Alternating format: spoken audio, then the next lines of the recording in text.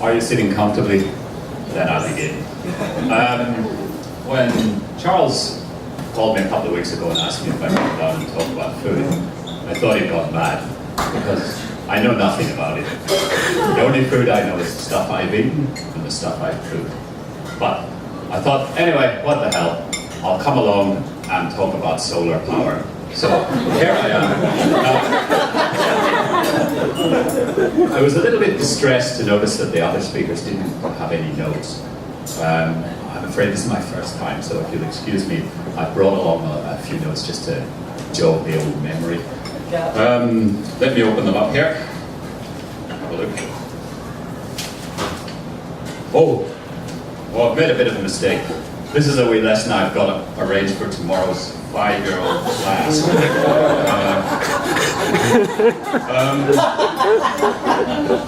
Well, you know what? I don't want to be condescending. That means talking down to people.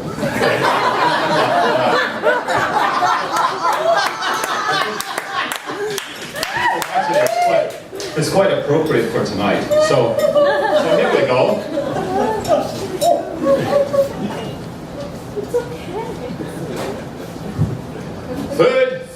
Food. I love food. Artichokes, asparagus, avocado, lima beans, apricots, apples, kumquats, and tangerines, peaches, pears, papaya, plums, pineapple, melons, parsimons, chickpeas, almonds, walnuts, peanuts, pistachios, pasta, buckwheat, barley, corn, and creamy potatoes, eggs and milk and butter, and every kind of cheese, haddock, snapper, flounder, all the fish from all the seas, prawns and lobster, mussels, oysters, shrimp and whelk and crab, chicken, turkey, goose, pheasant, snipe and squab, pork and lamb, and beef, filet mignon to brisket, venison, crocodile, horse, camel, dog, snake, sure, I'll risk it. For food, you see, is the joie de vivre, and if it wasn't for it, there'd be no you and me. Now, that's the nub of my story. It's the food that I have eaten, and the food that's made me. So, aside from the nutritional value of food, which of course is very important to make someone, there's a whole lot of other good things about food, like there's the anticipation of food. We all have to work, we have to get up in the morning and go to our jobs, deadlines, things to do. But everybody, sometime, has to stop to eat. Isn't that just great? If we didn't have that, life would be not very good. I don't want to say shit, but then, you know. Anyway, the anticipation of food, we're looking forward to it. We're looking forward to our meals, lunch and breakfast and dinner. And then, you know, we're all travelers. I think everybody's been around a bit. And we've seen a bunch of the wonders of the world, like Sydney Opera House, or maybe the Eiffel Tower in Paris, or Big Ben, or some corn silo in Ohio. But I think those visual memories, they don't really last that well. They kind of fade out after a while. But the thing that I remember, and I'm sure it's true for a lot of people, is the food that you've eaten someplace, some restaurant or some great dinner you've had, some fantastic food with fantastic people in some place. That never fades. You've still got that forever. And I think for travelers, it's another great thing about food. And then finally, I'd like to come to one more thing. That is our like celebrations. For example, Christmas. What would Christmas be without turkey, potatoes, cranberry sauce, Christmas pudding, Brussels sprouts, carrots, parsnips, you know, all that stuff. And a wedding, who would even go if there was no wedding feast? There's not much point. On a birthday, well, a birthday without a birthday party and a birthday cake would be more or less pointless. And I just remembered, last week it was my birthday.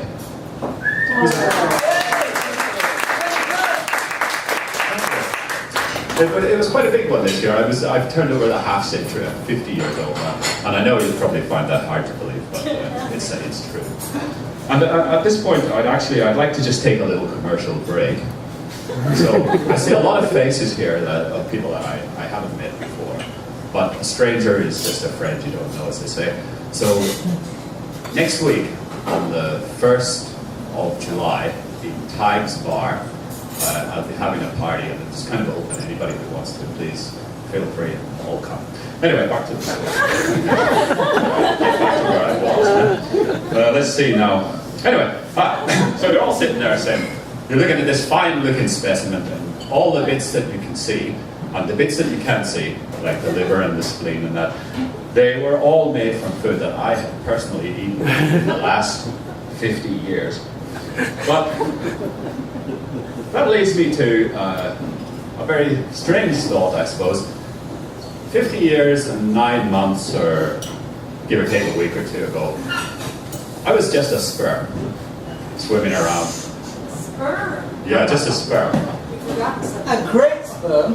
Well, no, hold on, I haven't forgotten anything. I forgot a lot, but at that point, I was a sperm, and I'll tell you, I was a sperm because I was swimming around in my father's scrotum. Scrotum's a bit of a dirty word, but I'll let it pass anyway. Okay, anyway, now does anybody know what size a sperm is? Very, very tiny. Well, that might have been yours, John, but it wasn't mine. No, I didn't know either, so I looked it up on the internet. And, it turns out that from head to tail, the human sperm is about 5 microns in length. Now, a micron is a very small measurement, so that's something like that. Here's a picture of a sperm that I drew. You can't actually see anything because it's too small. But they are very, very, very, very small. And the point I want to make here is, and to paraphrase the children's rhyme, what are little sperms made of? Sugar and spice? I don't think so, because they're protein. So they're more likely to be made out of beans or sausage or something like that. Or a peanut. Like, how, did you ever think, I don't know if you've ever thought of this, but I did. How many sperms could you make with 1 peanut? Millions! Well, I don't know actually, I couldn't find the answer to that on the internet. But so the first time this is something I haven't managed to get the answer to. But anyway, I'm sure you can make like a few 100,000 or something. So then I thought, well, what was I made of? What was my sperm made of? No, my father, he wore dentures his whole life, so I'm sure it wasn't a peanut. But my mother was an expert in the kitchen at recycling leftover food from the previous meal. I'm sure at some stage she cooked an original meal, but I have no idea what it was. Been going for all this time. So I would say it's very, very likely that I was made from recycled scraps. But anyway, to continue the story, I've only got 10 minutes. My sperm eventually met up with my egg, 10 microns, and our DNAs intertwined. You know, one thing led to another. I developed somewhat, and I was born, and I grew up, and here I am. Yeah, and it's taken a lot of food to get me where I am today. Now, I started off this food life of mine in Northern Ireland. Now, I don't know if any of you have ever actually been to Northern Ireland. Well, you should go, it's a good place. But it's not really a gastronomic mecca, I'll have to be honest with you. We had a very simple kind of meat and potatoes standard diet of that part of the world. And Northern Ireland actually was even worse than England because we were suffering from the troubles when I was a boy with the big food retailers from the UK. They were reluctant to set up shop in our little province because they didn't want to be, blown up or burned out. Now and again, one of them would give it a go, and then a week or two later, we'd get a bit of fire damage sales stuff like smoked salmon to supplement the otherwise bland food that we grew up on. To give you some idea, the little town I grew up in, it's called Bangor, a lovely, lovely place down by the sea. And it didn't have many restaurants. At that time, of course, we didn't even know what McDonald's was or anything like that. But there were a couple of places. One of them that I remember was called the Foul Fish Diner It sold chicken and fish, but it didn't thrive. It went bankrupt. It was a bad name. Foul. Just a Anyway, then there was another place. It went by a strange. It was run by a criminal or an ex-convict called Charles, strangely enough. And, he sold burgers everywhere I got there. They were very good burgers, like big, thick, chunky burgers with lots of fat in them. And he called the place Death Burger, which was an appropriate name. And one day, this is true, one day when I was in there, this old man came in and he said, "You got anything with no meat in it?" "What, are you a vegetarian?" I said, "No, heart condition." And, I thought if he'd actually eaten one, I would have given a bit of cachet to the name of the place. But just one other little thing, down at the end of the menu it said, "Vegetarian option, fuck off." Okay, moving along anyway. When I was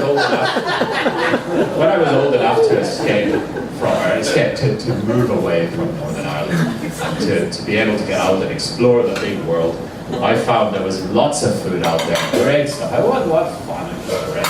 I found great stuff everywhere, like cinnamon and black pepper and spaghetti and stuff like that, and things I'd never even heard of. I was eating them. I sucked from the bowl as much as I could, and I'd say after 50 years I could give Bear Grylls a run for his money on the variety of stuff that I've actually consumed. So just to sort of wind this up, what is this food? What is this stuff we call food? Well, on the earth there are two kinds of life. There are animals and there are plants. Animals like us, we're a bunch of users. We can't produce any food.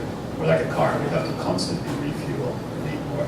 Plants are much better than us actually because they can produce food. They stand out in the middle of the field, they soak up the sunshine, they synthesize it with water and minerals that they get from the earth, and they make food. They make food enough for themselves, and they make more for us that prey on them. So we need the plants. In a very real sense, all food is sunshine. So whether you're a vegetarian, a carnivore, an omnivore, whether you're on a paleo diet or a raw food diet or any kind of diet, next time you pull your chair up to the seat and sit down to eat, look up to the sky, give thanks to the sun. Because in a very real sense, we're all solar powered. Thank you.